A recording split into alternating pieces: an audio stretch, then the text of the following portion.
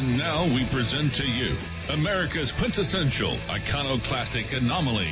Wow. In talk radio, your host, Joe Cristiano. Folks, it's time for us to take back control of our government. Now we feel this bureaucratic, oversized, and self-serving federal government starves us of our property, our freedom, our rights, and our liberty.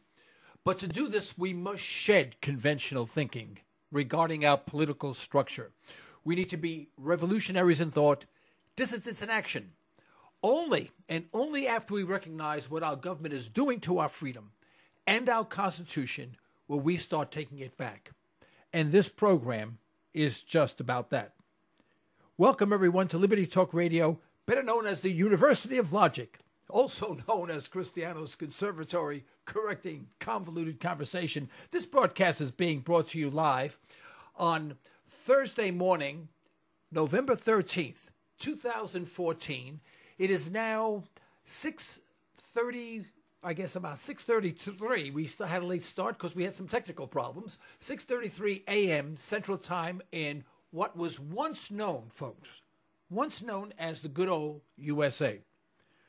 Well, during our live broadcast, we do invite you to call 646-652-4620 or toll free 888-773-4496.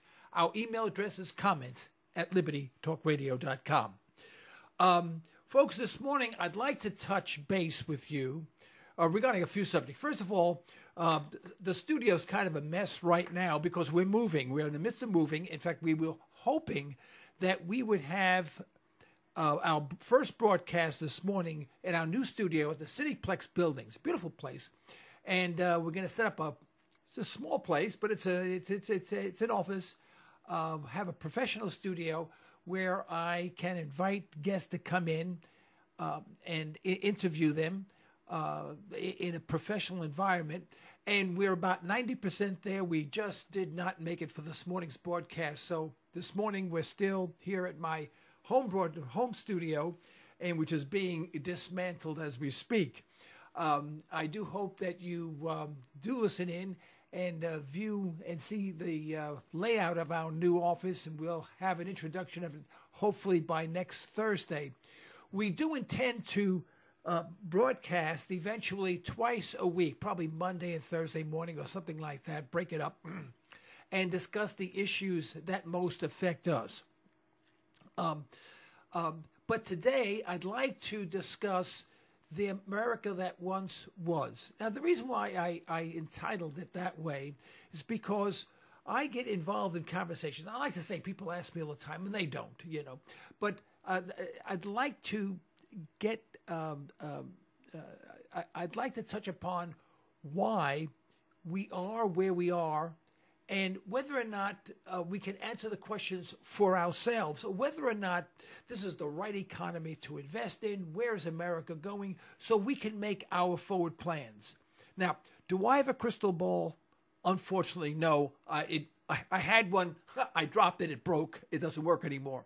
But I do have at least a glimpse, an insight into what is going on, because that's what I do.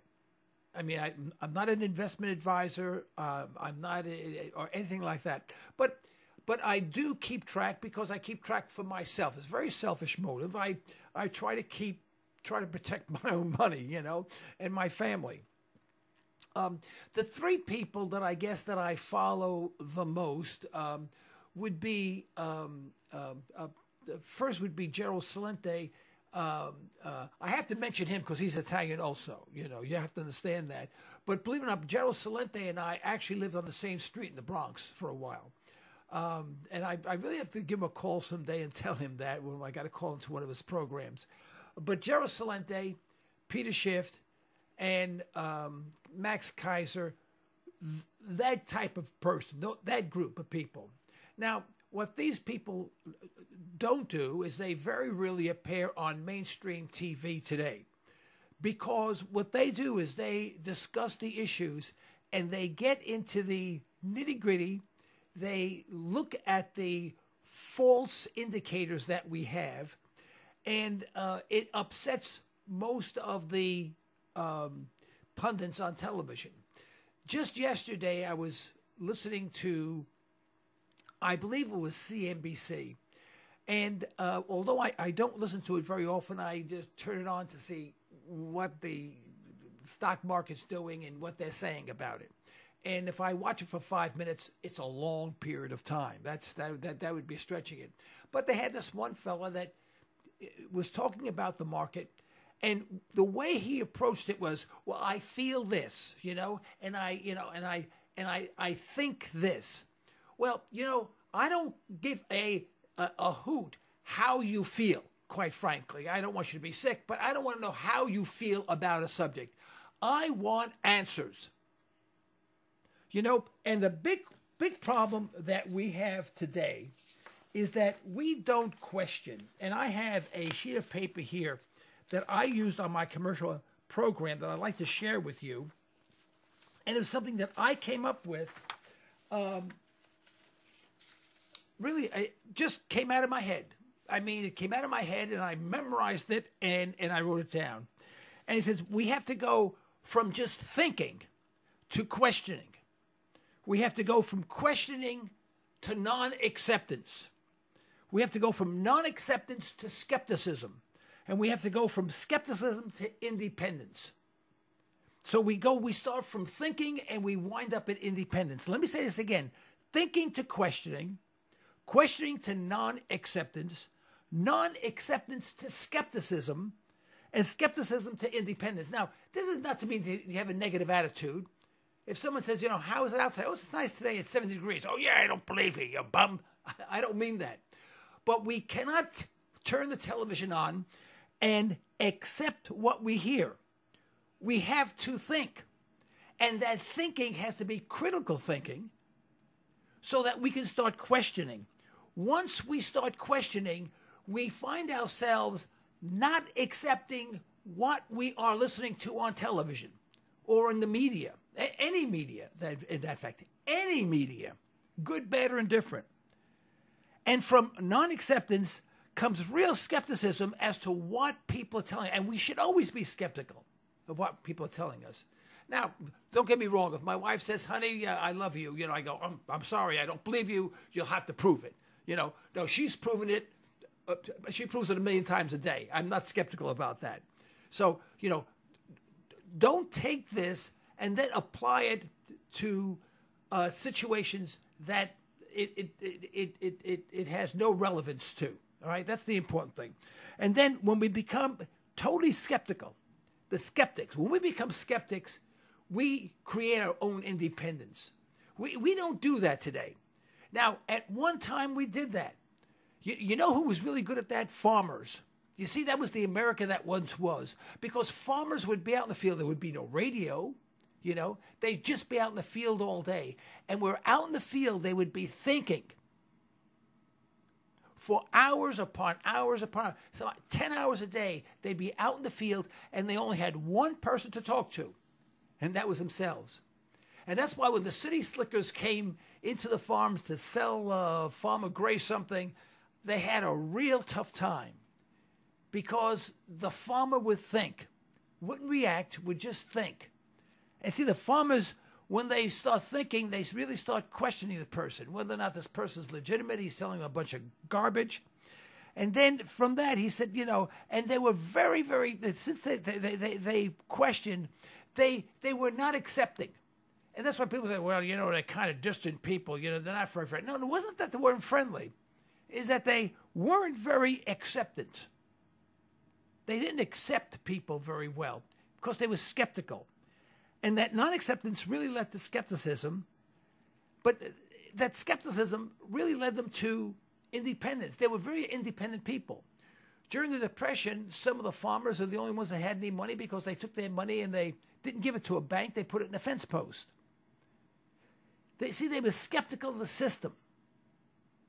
We don't do that today because, you see, instead of us, if we work a farm, what are we doing? We're listening to Rush Limbaugh on our headphones. We're listening to the radio. We're listening to conservative talk show hosts, for example. And so we are not thinking, we're making other people think for us. And we've become a nation of non-thinking people.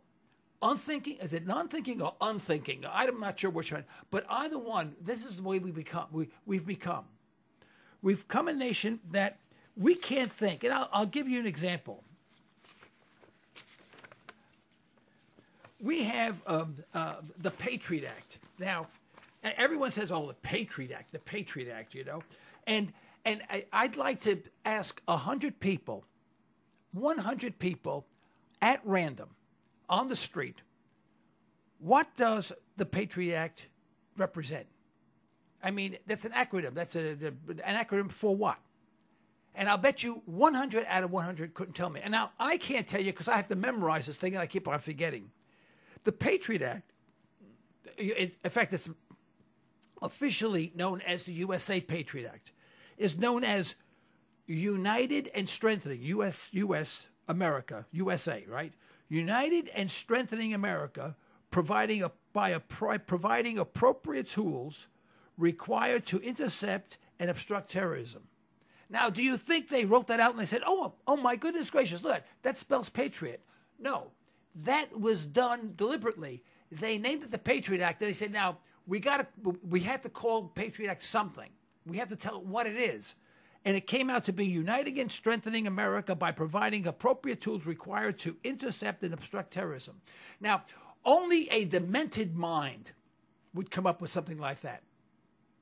But you see, America used to be a free country, truly free. I mean, if you showed something like that to someone 100 years ago, they would have nothing to do with you. They would have nothing to do with the government because they were thinking people. They may have not have been educated as we are educated in schools, which is garbage. I wish all the schools would close down with the exception of just a few universities. You know, but people learned for themselves and they had to think for themselves and they had to do for themselves. And that's the America that once was. But today we have everything done for us. We go to school and we have our learning done for us. You see, if you go to school today and you are a skeptic, you say, well, excuse me, I don't understand that. Right? You'll wind up in the principal's office. You may even be put on some drugs because they'll assume that you are mentally sick or that you are an antagonist and that you need Ritalin or something like that. You see how America has changed? Because, see, the government doesn't want you to think. If you think, what happens? You start questioning. Once you question, you start becoming a skeptic. Once you become a skeptic, you become a thinker. You go through this area of non-acceptance. It's like having an epiphany. You go, well, no, that really doesn't make any sense. I mean, I believe that all my life, and I believe it, but it doesn't make any sense. And then from that, you create your own personal independence. Now, this is what happened to me. I'm relating to you. What happened to me? Now, what is very important for you to understand is that this is not a nationwide, this is not a societal problem. This is your problem. This is something for you to tackle. If no one else in the world does this, it's important that you do it. Because we need to start having independent conversations. I cannot have a conversation with people today because what I hear, what I get repeated to me, or the responses that I receive are those which would be on television. I mean, they're just repeating. I'll give you an example. Yesterday I went to a business meeting. It was horrible. It was absolutely horrible. And because it was Veterans Day, this was on Tuesday, they had on the computer, they put on a TV screen on the wall, big screen, tribute to our troops. Now, whatever you get out of this, don't go there. Don't go say, oh, Joe's anti our troops. I'm not. I'm very pro our troops. I am more pro our troops than anybody in Congress because I want my troops home. I want our troops here, defending America, and home with their family. I am pro-troops. These people who venerate these troops, they just glorify war. And then they attempt to weave nationalism into war. And then they try to weave the soldier into nationalism, and it is okay for them to die now. Now, this thinking is warped. Well, I'm listening to this thing for, a good 10, 20 minutes, and they have picture after picture of the soldiers in Afghanistan and marching and getting, but all beautiful pictures. I mean, no pictures of soldiers with their legs blown off. No soldiers with their heads blown off. No soldiers getting dismembered with an IED. Incendiary explosive device. No soldier coming back whose mind is just absolutely goofy because he can't stand living with themselves. No pictures of soldiers committing suicide. Now we're talking thousands and thousands of soldiers. It's not just one or two exceptions. These are thousands of soldiers. No, we just show them there with their guns and all that, and defending America by being in the hills of Afghanistan, 7,000 miles away. Don't understand that. And I stood there. I said, I don't understand this. I said, why are we showing these pictures? Well, everyone gets mad. Well, you don't love our troops. We're patriotic. USA, America. I said, no, wait a minute. I said, who do you think these troops are serving? They're serving our country. I said, no. They're serving the military-industrial complex. They're serving our bankers. I said, if you want to know why they're there, I can tell you why they're there. I'm the only person in this room that probably knows, and there's several people in the room. Probably maybe the only person in this room that knows why they're there. They say, yeah, why? Now everyone's getting angry, Why? I said, the answer is easy. Just follow the money. Well, everyone gets upset. I'm anti-veteran, and the government uses this as a ploy to mold our thinking into supporting a war, because if you don't support the war, thus you don't support our troops. Now, remember I said, we have to start thinking?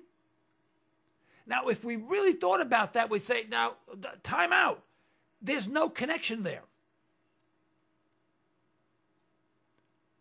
And then this woman brought up, she said, well, what happened when they attacked Pearl Harbor? I said, well, we knew about that. And I said, our president sat there, fat, dumb, and happy, while over 2,000 of our soldiers got killed. I said, don't you find it amazing? Don't you find it absolutely amazing that the world is at war? The whole Pacific is, being monitored by the Japanese fleet. They were brutal. They kill everyone and anyone. They were brutal people. I mean, not the people themselves, but the dynasty there. And I said, and the whole world's at war. The entire world. Russia, China, Germany, Eurasia, Asia, Europe. Everyone's at war except for South America and North America. Right? We are occupying an island called Hawaii. And we're playing badminton. Just think how well prepared we were. Well, you don't do things like that in the military. We set ourselves up. We set our soldiers up to die. And if you want to see the documentation for that is in the Holcomb Memo, which is published in a book called Day of Deceit. And the last two words of that book, I'll never forget, worst book I ever read in my, great book, but worst book I read. It's sickening because it's all government documents from the Freedom of Information Act. And the last two words of that book, I'll never forget, the last two words was, we knew. Now, when you hear something like that, when you read something like that, and you have the documentation for it, the Holcomb memo is all about getting, and it's stamped with the Secret Service seal and confidential and all this other stuff, And the Holcomb memo basically said this is how we can drag, we can entice Japan to attack us so that we can justify getting into the war. And I said this today. Oh, everyone's upset, and I'm anti-American. No, you see, if you were a thinker, you would say to yourself, I'm not anti-American. I am what America truly represents. Thinking in people that lead to personal independence. This is what we were. We were independent people. We went out, we went in stagecoach, in covered wagons. By ourselves, no government subsidies, no nothing. Knowing that we were going to go west, we had no idea we didn't know if we were going to fall off the face of the earth. Many got killed, but they made that conscious decision to do so. And many prospered, and this company grew. But today we can't do that. We need a government license and permission to do everything and anything. And what the bad part is that we stop thinking, so we accept it. Remember what I said. If we stop thinking, we stop questioning. If we stop questioning, we start accepting. And our government makes us accept everything. Well, I can't cut hair. I don't have a cosmetology license. Here it tells that's true. You mean if I cut your hair, you break the law. And then people defend it. They say, well, I had to get a license. Well, why? Well, what if I cut somebody's hair wrong? Well, what if you have a license and you cut somebody's hair wrong? And by the way, if I wanted to become a barber and I cut someone's hair wrong, what's the probability of that person coming back? Will that kill a person if I cut the hair crooked? No, in 2 weeks you wouldn't know anything. Probably within a week you wouldn't know anything. That person would never come back. I'm out of business. That personal responsibility out the window. But to see, that's the America that once was. We are no longer America. Not the America that was in our history books, of which we don't even teach anymore. It is a slow process of indoctrination, of dumbing down the people to a point that no matter what is said is accepted.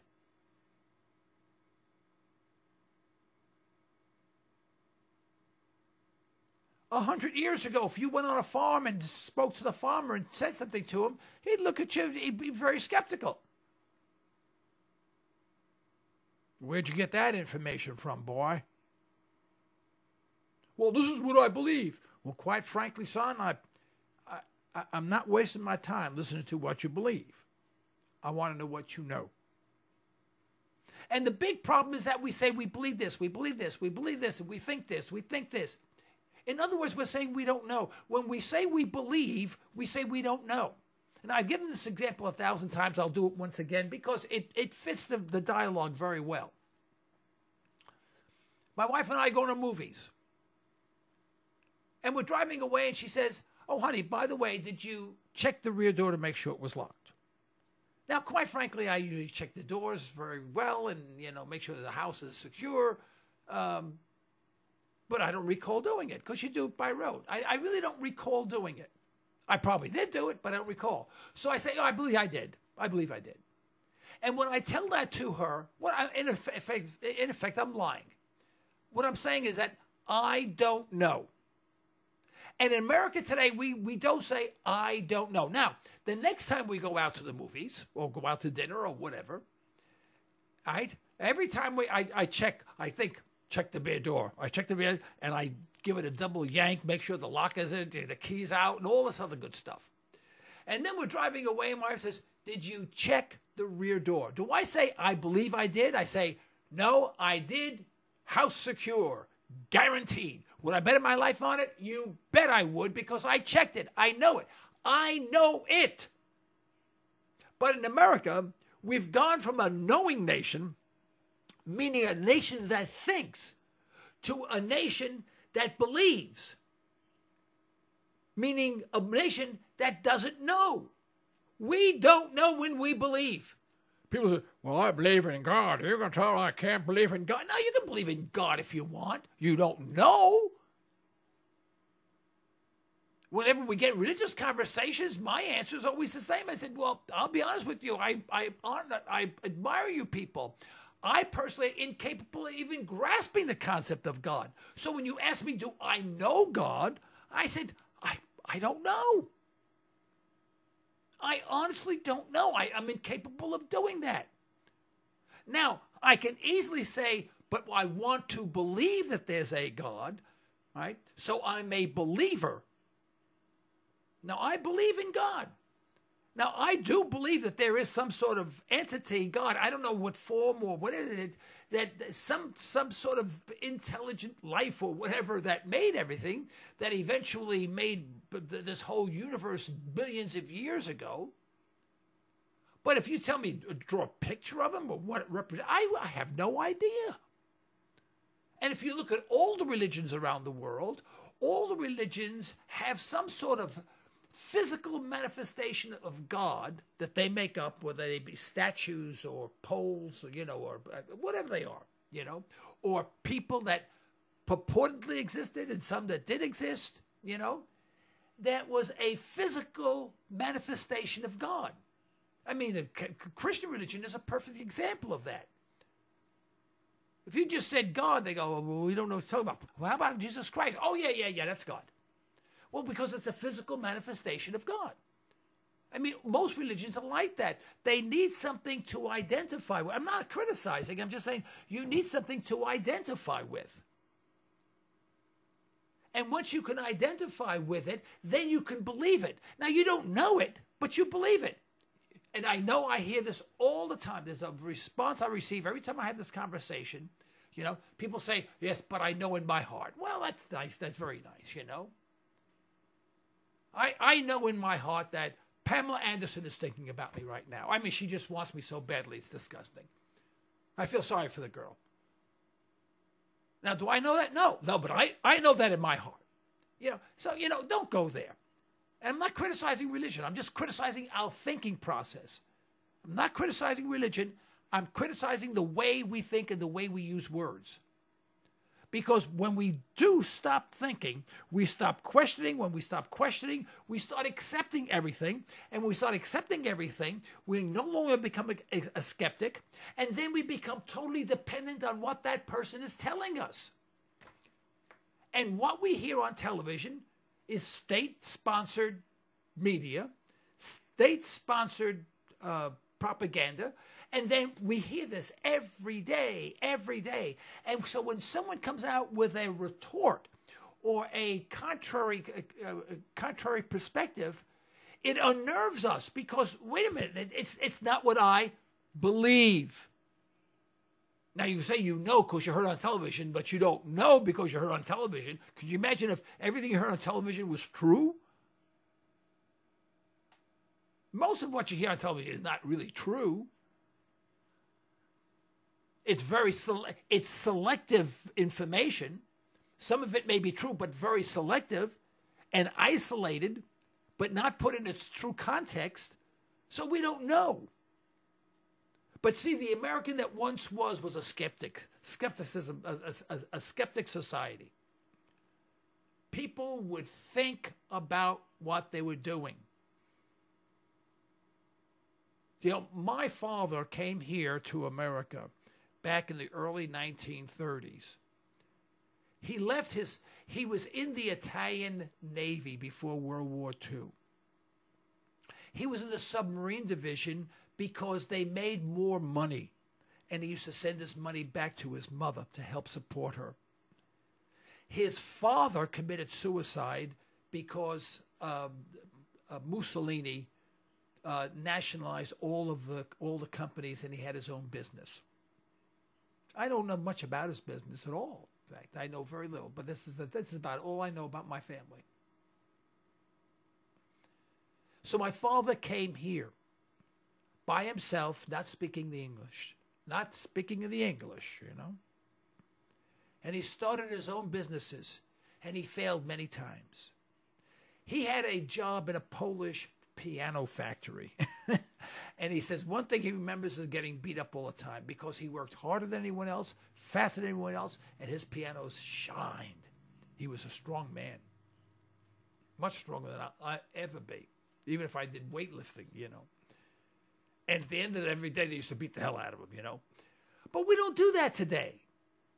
And my father wound up being successful in his own business eventually. That's how we survived, and we survived very well. But when you hear my father talk, of course he died 25 years ago. But when you hear my father speak, you didn't hear about government subsidies. You didn't hear about loans or anything. No, you heard about hard work, about failure, about how the critical thinking that went through every decision that he made. Today, no. You talk about iPhones and apps and how you're going to get customers just by putting your name on the web and all this stupid stuff.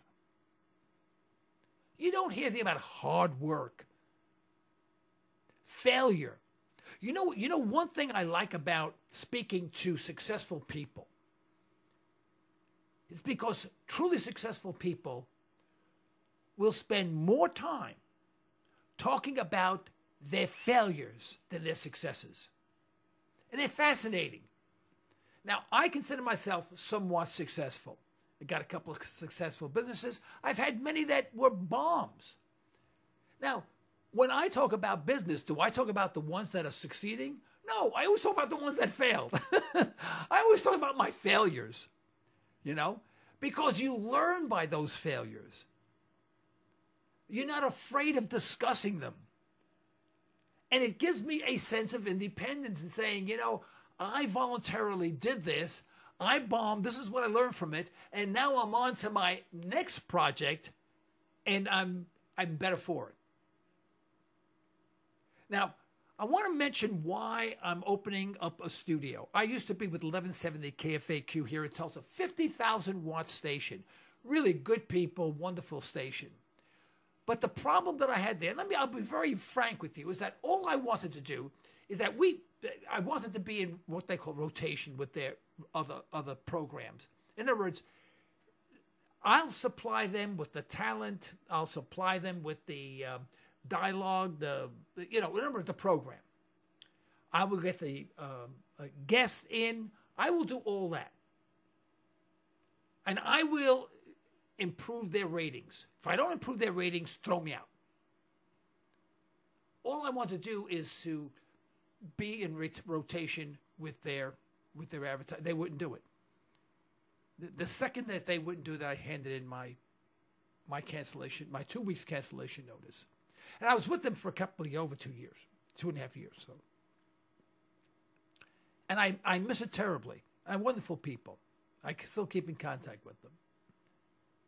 But for some reason, there was some sort of company policy. Well, they got purchased by another company, and I think it's an affiliate of Channel 2 or something like that. And so I said, well, I came back and I said, well, I still have my internet program here at home. But that wasn't enough. I said, I have to do something. I said, I'm going to have my own studio. Now, people ask me, well, what are you going to do? I said, I haven't the foggiest idea. I have no idea what is going to happen. I said, and that's what entices me to have my own studio. I said, I will spend money on whatever equipment is needed, which is already equipped and all that. But I said, I don't know where we're going with it. But I said, it's rare to have an internet program that has its own studio with its own branded name, et cetera, et cetera, et cetera. I said, I'm going to do it. And then when we start, we're going to see what happens from there. You see, I have to do something. Now, ask me about government subsidies. There are none. This is costing me. Everything I do costs me money. But the things that I do with my money are not what people do today. I am the America that once was. I take my money and invest it in myself and my family. I'll take my money and invest it in a studio. Beautiful. It's beautiful. It's one big room. It's just a beautiful studio. Now, why I'm able to do that is because I don't buy myself fancy cars. I love cars. I'm a hot rodder from way back. I'm a muscle car guy. You know, I was building one of the very first Hemi engines, or rebuilding one of the first Hemi engines, a 241 cubic engine called the 240. You know, Dodge Red Ram Hemi engine. Loved it. I wish I had that engine today. I mean, I'd love to do that. But it's an incredibly time-consuming and costly endeavor. And I can't go any place with that. I can say, I got a big engine, man. I got, powerful engine. I got 525 horsepower. All right, so I'd love to have. But I'd rather take that money and invest it in doing something, creating something, whether it be building my businesses, going into a new business, or broadcasting. You see, that's the America that once was. Today, America is, well, I'll go to college and get a teacher's degree and get a job with the school system and then join a union. Yeah, that's America today. Dumb. Teachers today, dumb. Mostly dumb. Because they can't think. Whenever I ask teachers questions about politics or international affairs or where we're going, they cry. Oh, I don't get upset about those. I don't talk about those things. They upset me. You know, it's very difficult here. And the teachers who are sharp, let me tell you something, they are skeptics. They are truly independent. They are real thinkers. Very few of them are teachers today of the America that once was. Not the America that is. And boy, are we late. If you could, please, don't go away. We have a few people on the line here. Please, if you want to ask a question, just dial 1 on your phone, and it'll come up that you want to ask a question, and we'll put you on the line. I won't even ask you your name. You can ask a question or make a comment or disagree with me. That's fine. I really don't get mad at anyone. I really look forward to people, to callers, challenging what I'm saying because it makes me think. It says, well, is this valid? I've called in programs where I've challenged a person very respectfully, and they've hung up on me. Oh, Ron, you idiot. Well, boof. No, I don't do that. But hold on for a second, and we'll stop for station identification. We'll be right back. Do not go away. Thank you. You're listening to Liberty Talk Radio. Political talk derived from a historical perspective. Not always palatable, but good food for thought. Pure libertarian talk with host Joe Cristiano. LibertyTalkRadio.com. Do you find yourself asking, what did you say? Aaron Cristiano of Ranch Acres Audiology has over 25 years of experience helping patients just like you. Hearing requires conservation. We need to be aware and we need to be responsible for our own hearing health. Understand more with a little help from Branch Acres Audiology. Call 918-749-7711. That's 918-749-7711 to learn more. Express Test is your go-to company for on-site occupational health testing services. That's right, we said on-site. That means we will meet you at your facility for a free health and occupational safety consultation. Express Test specializes in hearing conservation, respiratory protection, and employee safety. We can help you establish viable programs tailored to your business and employee needs. For your free consultation, call 918-743-2929 or visit us at expresstest.com. That's 918-743-2929 or expresstest.com. Hi, this is Joe Cristiano. From time to time, we all need something to cheer us up during these discouraging times. And I have the perfect gift for you. The Obama dustpan is meant to impress and amuse anyone with a sense of humor. As you suspect, Obama's legacy is soon to join the dust pile of history, and this is a perfect reminder of the ravages of this failed administration. The gift comes complete with a broom and dustpan with the image of Obama in the costume of Uncle Sam. And the inscription reading, soon to join the dust heap of history. Order yours today, and don't forget your friends, only $5.99 each plus shipping and handling. Just go to ObamaDustpan.com. You're listening to Liberty Talk Radio with host Joe Cristiano. Political talk derived from a historical perspective. Not always palatable, but good food for thought. Pure libertarian talk with host Joe Cristiano. LibertyTalkRadio.com. Folks, this is Joe Cristiano. We're back. This is Liberty Talk Radio. Our telephone number is 646-652-4620. We have a toll-free number in case you're not on a cell phone, 888-773-4496. Our email address is comments@libertytalkradio.com. I have a little cartoon that someone gave me. There's a space alien monster guy hovering over the Earth, speaking to masses of people, and it says, "People of Earth, we have captured all your most powerful politicians. Do exactly as we say, or we shall release them." Now, isn't that appropriate?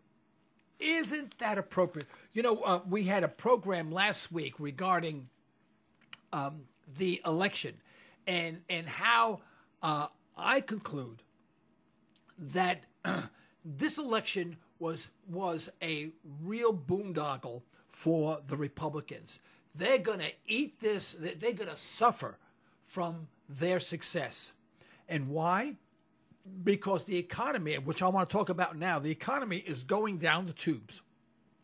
There's no way out of it. I want to talk about that a little bit. This is one of the reasons why I had the program this morning, which I didn't get to yet.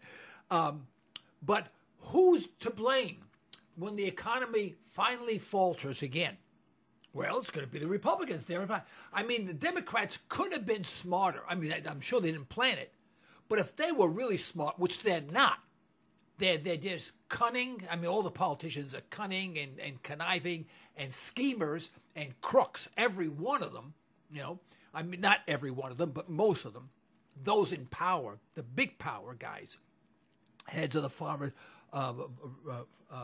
Relations Committee, the military, all this other stuff. These are the guys that I don't trust worth a damn, right?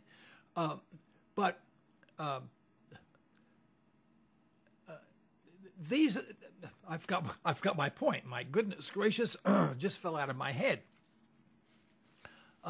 But I'm a skeptic of all of these guys and what they say. Now, if in fact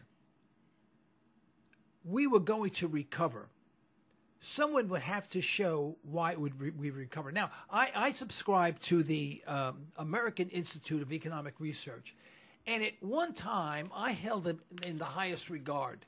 I'm starting to really question, you know, their methodology. And I'll give you an example. They use as their indicators, economic indicators, what they call the leading coincidence and lagging indicators. And I'll just give you real quickly. The leading indicators is the growth of the M1 money supply. That means just cash itself, you know.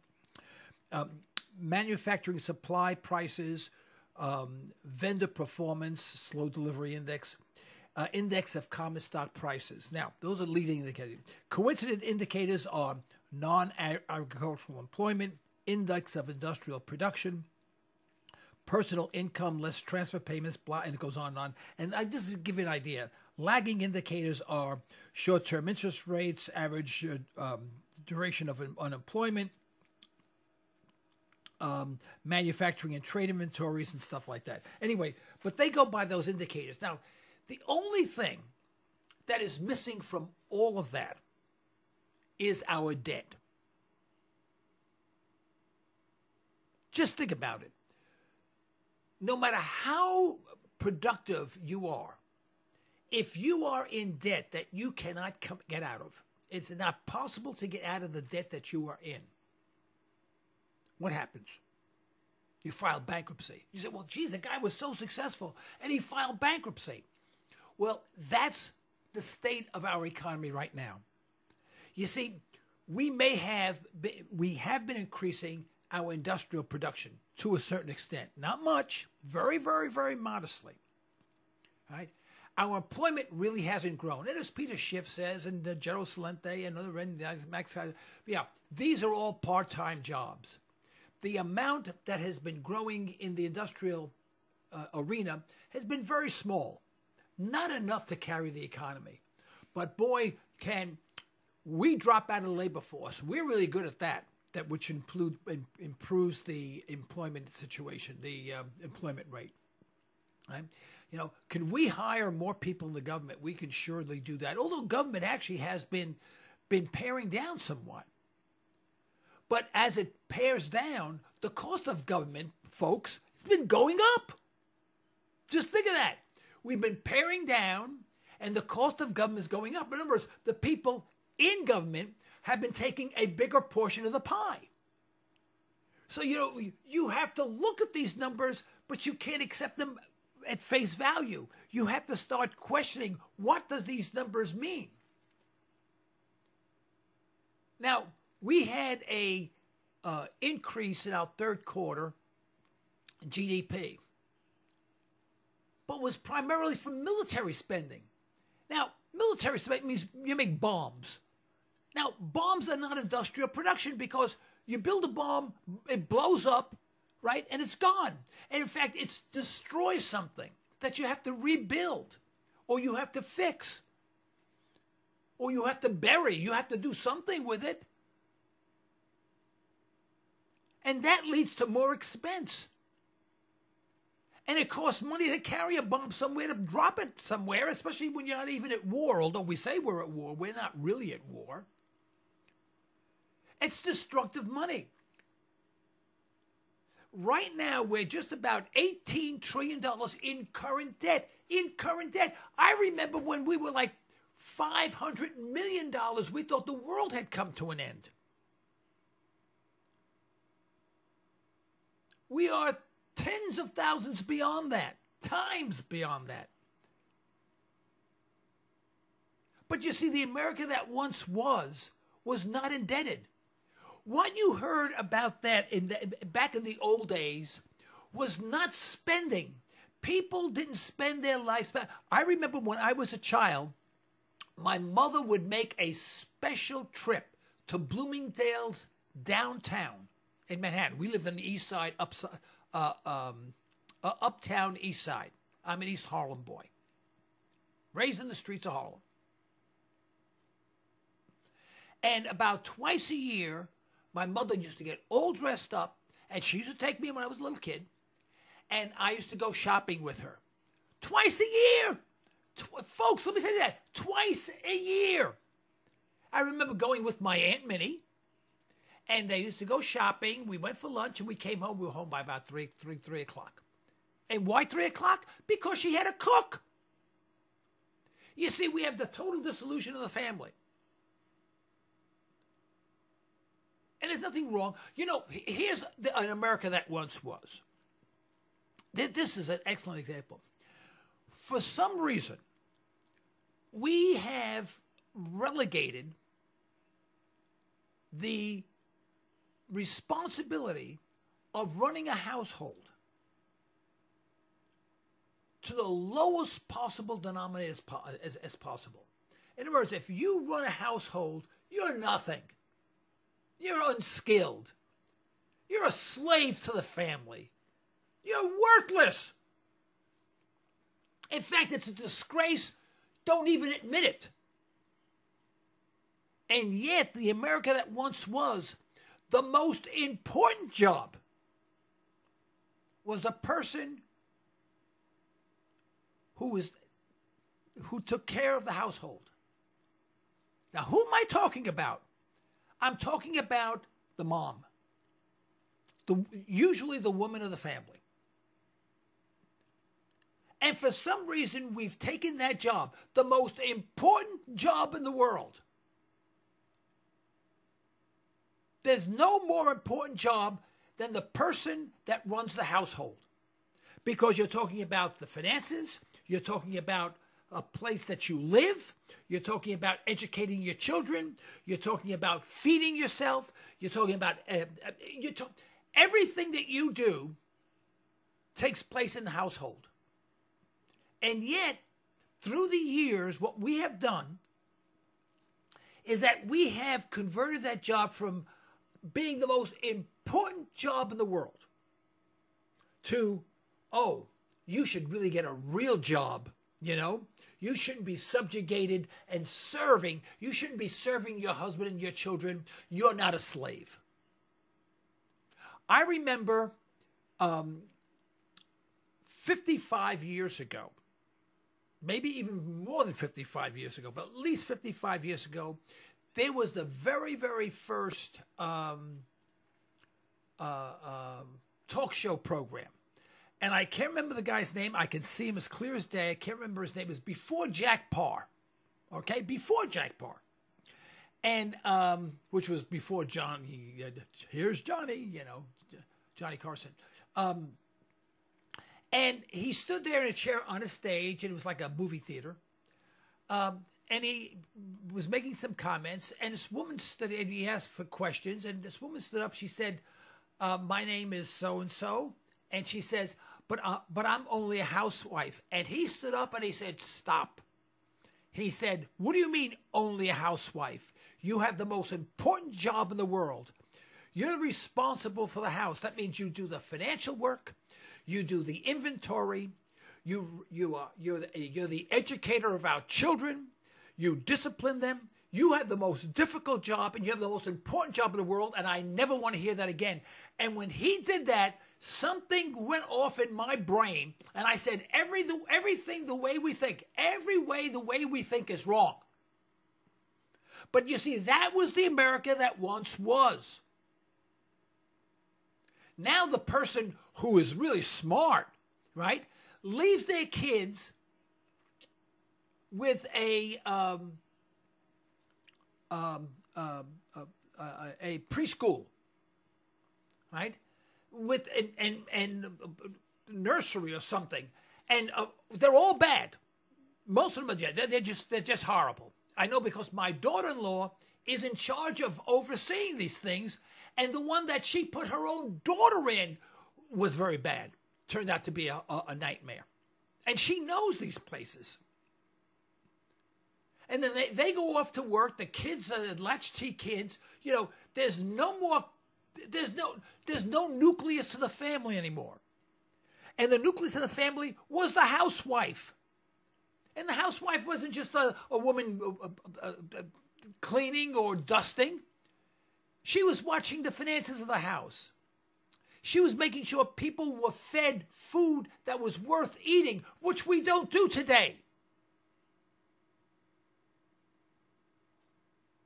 She made sure that there was always someone home. So when the kids came home, they had a place they felt secure.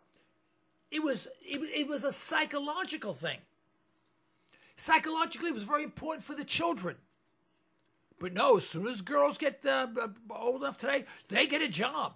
Well, we can't afford to stay home. No, you can't afford not to stay home. And if you can't afford to stay home, don't have 4 kids and 3 jobs each. I know people who have 3, 4 children, you know, a nice house, and they're both working 2 jobs. What kind of life is that? And then they get so disgusted with their lifestyle that all they do is think about when they go on vacation, and they escape. My mother used to escape twice a year. She went to Bloomingdale's, downtown, for about 5-6 hours. I used to go with her. I had to go with her. She said, "You're going with me." She used to dress me up nicely, and I used to go. I didn't like it. You know, going through, you know, walking around. It was all right, but I didn't like it. The only thing I liked was we used to go out to eat to a fancy restaurant. And when I say fancy restaurant, that would be a low-end restaurant today. You know, for a chicken salad sandwich or something. Something different, you know. Or we used to go to the cafeteria, you know, and have a bite to eat with my Aunt Minnie, and then we used to come home. But on the weekends, you know, we went to the beach. The whole family went to the beach. My Aunt Minnie used to cook the lasagna. You know, my mother used to make the meatballs with raisins in it. Meatballs with raisins knock your socks off. Unbelievable meatballs. I mean, you ate them till you got sick. And we used to go to the beach on the weekends. But as a family, and we're able to do that because my mother used to work all week to prepare for it. She didn't go crazy. And at night, we had time together. Folks, that was the America that once was. And we weren't guided by what we heard on television or on the radio or anything. You know, we had a radio. We had one of those little yellow radios, remember, round on one side, square on the other. You know, today they cost a fortune. They're icons. And yeah, we used to listen to a little music, and we used to listen to, you know, Dark Shadows and some programs like that. But for the most part, we were almost like the farmers. We were thinking all day. We thought of what we were doing. And what we did, we were very selfish. But justifiably selfish. We were very mindful of our own family. You know, my mother was the greatest philosopher in the world, and she would have made the absolutely best Secretary of State. When my father used to rant about international affairs, and he did a lot, my mother used to say these words. And I can remember them like she said it just 5 minutes ago. She used to say, Victor, that was my father's name. Victor, if people would only stay home and mind their own business, the world would be a better place. And folks, that was the America that once was. We need to return to that. We need to do so without fear of criticism, of ostracism. We need to do it because it's the right thing to do. I hope I gave you enough to think about, because right now I'm going to conclude this broadcast by telling you thank you very much for listening in. We appreciate very, very much your listenership. And there we go. That's my son's song, by the way.